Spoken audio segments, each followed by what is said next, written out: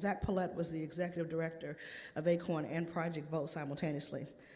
In 2008, he said we had a once-in-a-generation opportunity, and it wasn't to elect a black president, it was to pass socialism, to fundamentally change the way we were doing things, and Barack Obama was just a conduit to do it. And what I got back from that email was a USB drive about this big. And on that USB drive was the second quarter Obama donor list from 2007.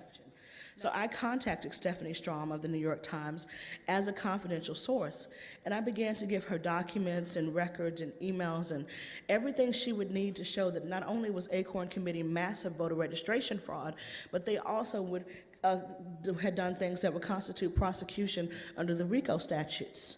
If you go back and you look up Stephanie Strom's articles, every single article was more watered down than the next.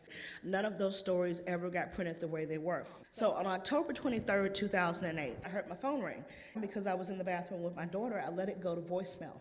When I went back and I played that voicemail, it was Stephanie Strom telling me that her editors had told her to stand down from the story. She was coming to D.C. 2 days from that day to get information regarding the Obama donor list, collusion between the campaign, ACORN, and Project Vote, collusion between the campaign, collusion between the campaign, collusion between the campaign, ACORN, and Project Vote, and she had independently verified meetings between the campaign and Project Vote outside of myself.